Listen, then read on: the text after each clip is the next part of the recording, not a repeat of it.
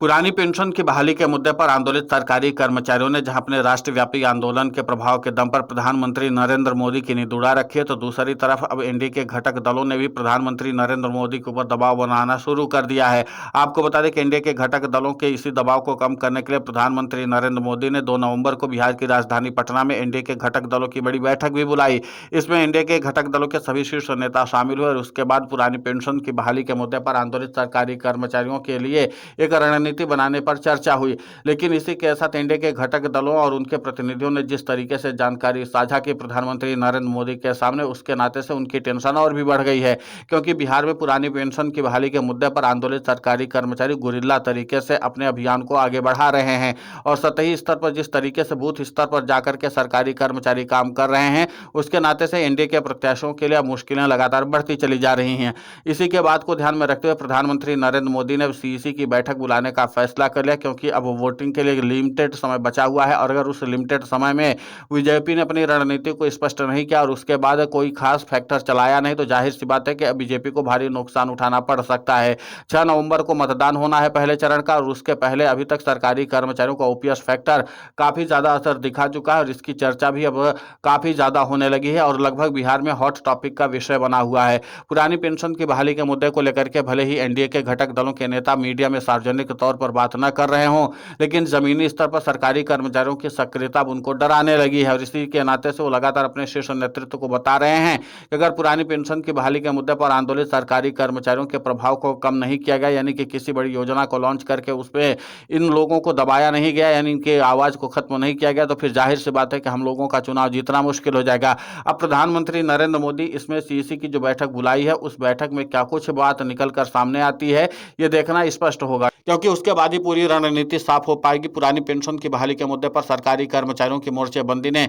NDA के घटक दलों की टेंशन को पहले से ही बढ़ा रखा था, क्योंकि लगातार इस बात की रिपोर्ट मिल रही थी और लगातार प्रत्याशियों को भी विरोध का सामना करना पड़ रहा था कि पुरानी पेंशन की बहाली के मुद्दे पर आंदोलित सरकारी कर्मचारी बिहार में एंटी इनकम्बेंसी का माहौल तैयार कर रहे हैं। लेकिन 2 से 3 दिनों में सरकारी कर्मचारियों ने अप्रत्याशित तौर पर अपनी सक्रियता बढ़ाई है और इसके नाते से बिहार का पूरा सियासी सिनेरियो बदलता हुआ नजर आ रहा है। हालांकि प्रधानमंत्री नरेंद्र मोदी ने अपनी चुनावी रैली से लेकर के रोड शो तक के अभियान को और भी ज्यादा तेज कर दिया है। इसके अलावा बीजेपी अपने शीर्ष नेताओं को लगातार जमीन पर उतार दी है। कई राज्यों के मुख्यमंत्री, केंद्रीय मंत्रियों के साथ शीर्ष नेताओं को भी जमीन पर उतारा गया है कि आप लोग किसी भी तरीके से व्यापक रणनीति बना करके इस पूरे मामले का समाधान कीजिए। लेकिन बावजूद इसके अभी तक बिहार में सीधे तौर पर एनडीए के पक्ष में माहौल बनता हुआ नजर नहीं आ रहा है, जबकि महागठबंधन के पक्ष में माहौल एकदम साफ दिखाई दे रहा है। तो कुल मिलाकर के कि जिस तरीके से एंटी इनकम्बेंसी का माहौल सरकारी कर्मचारियों ने तैयार किया है, उसकी काट निकालने के लिए प्रधानमंत्री नरेंद्र मोदी को आखिरकार सीईसी की बैठक बुलानी पड़ रही है। जाहिर सी बात है कि जब सीईसी की बैठक बुलाई जाएगी और उसमें जमीनी स्तर से लेकर के शीर्ष स्तर तक की जानकारी साझा की जाएगी,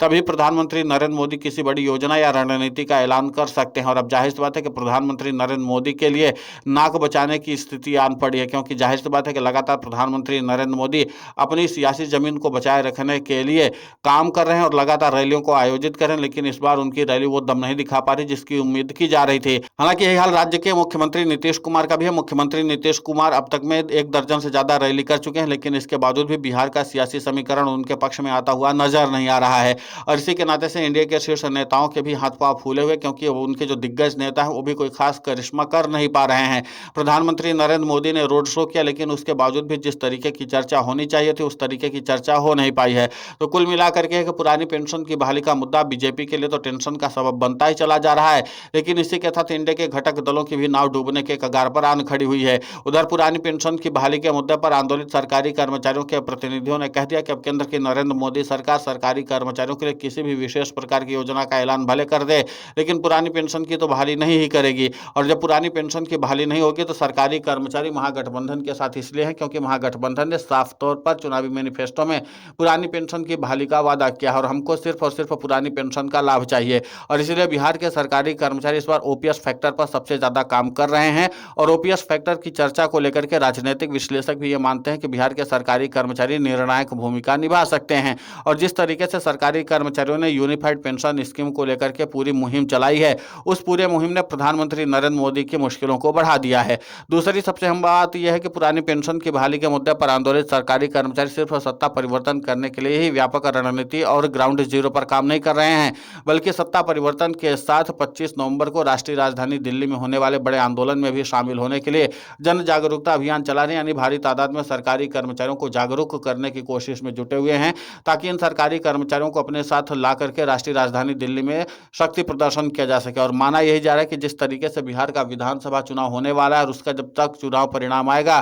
तब तक सरकारी कर्मचारी अपने रणनीति पर काम कर रहे होंगे। और जाहिर सी बात है कि अगर बिहार में सरकारी कर्मचारी सत्ता परिवर्तन करने में सफल हो जाते हैं, जिसका सियासी समीकरण और सिनेरियो जो है वो सरकारी कर्मचारियों के पक्ष में जाता हुआ नजर आता है। और जब सरकारी कर्मचारियों को ओपीएस फैक्टर इस तरीके से चर्चा का केंद्र बिंदु बना हुआ है, सत्ता परिवर्तन का कारण भी बनता चला जा रहा है, तो जाहिर सी बात है कि सरकारी कर्मचारी जब 25 नवंबर को राष्ट्रीय राजधानी दिल्ली में अपनी मौजूदगी दर्ज कराएंगे तो इस बात का संदेश देंगे कि हमारी एकजुटता की वजह से एनडीए का सत्ता परिवर्तन हो गया। यानी कि जिस तरीके से एनडीए को हमने सत्ता से जड़ से उखाड़ कर फेंक दिया, बिहार में 20 वर्षों से एनडीए की सरकार थी, लेकिन इसके बावजूद भी सरकारी कर्मचारियों की मांगों को लेकर के कभी राज्य सरकार ने गंभीरता नहीं दिखाई थी। अब इसी के नाते से राज्य की सरकार हो या फिर केंद्र की नरेंद्र मोदी सरकार हो, दोनों की जड़ें एक ही हैं और इस दोनों जड़ों को काटने के लिए सरकारी कर्मचारियों ने ओपीएस फैक्टर की चर्चा बिहार में लगभग हर जगह पर होने लगी है और कई राजनीतिक दलों की ओर से इस मामले को हाथों हाथ लिया जा रहा है। महागठबंधन की ओर से पुरानी पेंशन की बहाली के मुद्दे पर आंदोलित सरकारी कर्मचारियों का साथ देना तरीके से इस पूरे सियासी समीकरण को बदला है, वो अब चर्चा का विषय तो बन ही गया है।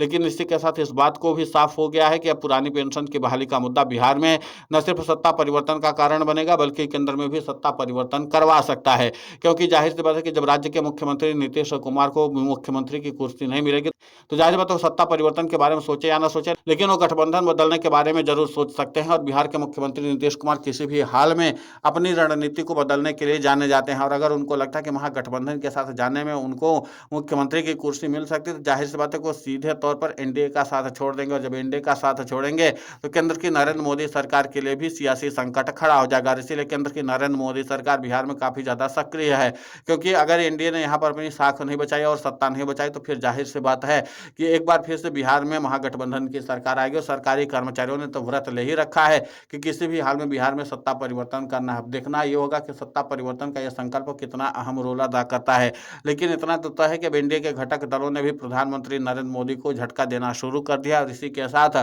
पुरानी पेंशन की बहाली के मुद्दे पर अब सीईसी की बैठक में ही जो समीकरण निकलेगा उसी के नाते से अब आगे का बीजेपी का और एनडीए का राजनीतिक भविष्य तय होगा। और अगर समीकरण सही नहीं निकला तो जाहिर सी बात है कि यही सरकारी कर्मचारी बिहार में सत्ता परिवर्तन करके दिखाएंगे। फिलहाल इस पूरे घटनाक्रम को लेकर के आपकी प्रतिक्रिया बहुत महत्वपूर्ण होती है, आप हमें कमेंट करके जरूर बताएं। साथ ही पुरानी पेंशन की बहाली के मुद्दे पर हम लगातार आंदोलित होकर के खबरें चला रहे हैं। आप हमारे समर्थन के लिए चैनल को सब्सक्राइब करें, खबर को ज़्यादा से ज़्यादा शेयर करें ताकि पुरानी पेंशन की बहाली का मुद्दा और बुलंद हो।